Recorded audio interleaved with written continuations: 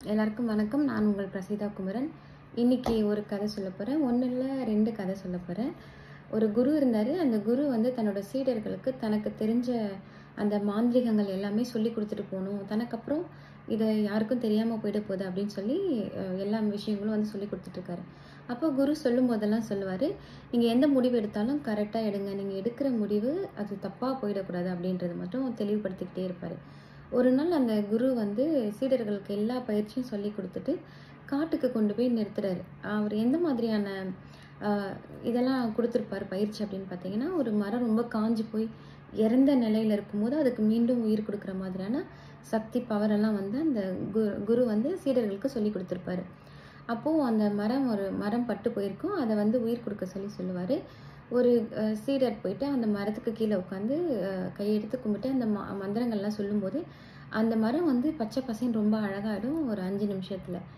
அதே மாதிரி இன்னொரு இடத்துல ஒரு வறண்ட பூமியாக இருக்கும், அந்த இடத்துல தண்ணி இல்லாமல் இருக்கும். அந்த இடத்துல தண்ணி வர வைக்க சொல்லி மந்திரம் சொல்லுவார்.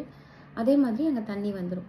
அப்போ இந்த மாதிரி ஒரு பயிற்சியாக அங்கே வந்து எல்லாருக்குமே தனக்கு தெரிஞ்ச விஷயங்கள் சொல்லி கொடுத்துட்டு கொஞ்ச நேரம் ஓய்வெடுப்போமே அப்படின்னு சொல்லி அந்த குரு போய் ஒரு மரத்துக்கு கீழே உட்கார்றாரு. அவர் கூட்டிகிட்டு போன அந்த 22 பேரில் ஒரு 4 பேர் மட்டும் ரொம்ப ஆக்டிவாக இருப்பாங்க.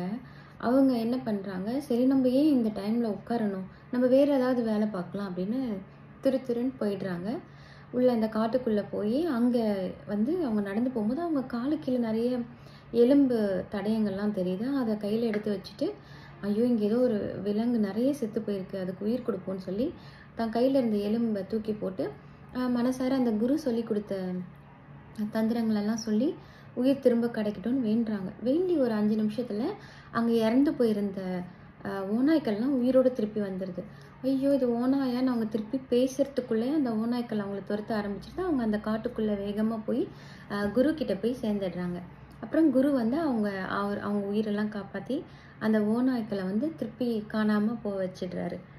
ஸோ இதில் நான் என்ன விஷயம் தெரிஞ்சுக்கிட்டேன் அப்படின்னா, எந்த விஷயமா இருந்தாலும் யோசித்து தெளிவாக முடிவெடுக்கணும். அப்படி அது நம்ம சின்னதாக கூட அது தெரியாமல் ஒரு தவறு பண்ணிட்டா அது பெரிய ஆபத்தில் போய் முடியும் அப்படிங்கிறது நான் இந்த கதையில் தெரிஞ்சுக்கிட்டேன்.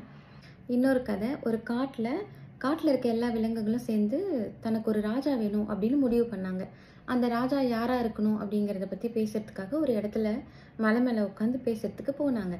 அப்போது அவங்க உட்கார போகும்போது அதில் ஒரு விலங்கு சொல்லிச்சான், இங்கே உட்காராதீங்க, இங்கே உட்காந்திங்கன்னா ரொம்ப பள்ளமாக இருக்குது, மண் சரிவுனால இந்த மலையிலேருந்து கீழே விழுந்துருவீங்க அப்படின்னு சொல்லி வேற ஒரு நல்ல இடத்துல போய் உட்காருங்கன்னு சொல்லிச்சான் அந்த விலங்கு. எல்லாரும் அந்த இடத்துக்கு போயிட்டு அங்கே உட்கார போகும்போது நாங்கள் தலைவனை சூஸ் பண்ணிட்டோம் அப்படின்னு சொல்லிச்சான். அப்போது இந்த விலங்கு கேட்குதான், இன்னும் உட்காரவே இல்லை, யாரும் டிசைட் பண்ணவே இல்லை, அதுக்குள்ளே எப்படி நீ தலைவனை சூஸ் பண்ணியிருப்ப அப்படின்னு அந்த விலங்கு கேட்டுச்சான். இல்லை நாங்கள்லாம் உட்கார போனோம், அப்போ நாங்கள் அங்கே உட்காந்தா கீழே விழுந்து அடிபட்டுடும்னு சொல்லி எப்போ நீங்கள் முடிவெடுத்தீங்களோ கண்டிப்பாக நீங்கள் தான் சிறந்த தலைவனாக இருப்பீங்க அப்படின்னு அந்த எல்லா விலங்குகளும் சொல்லிச்சான். ஸோ தலைவன் அப்படிங்கிறவன் தனக்கு கூட இருக்கவங்க எல்லாரையுமே நல்லா பத்திரமா பார்த்துக்கணுன்ற அந்த ஒரு நிமிஷம் எடுக்கிற முடிவு தான் வந்து அவனை ஒரு சிறந்த தலைவனாக அமைக்குது.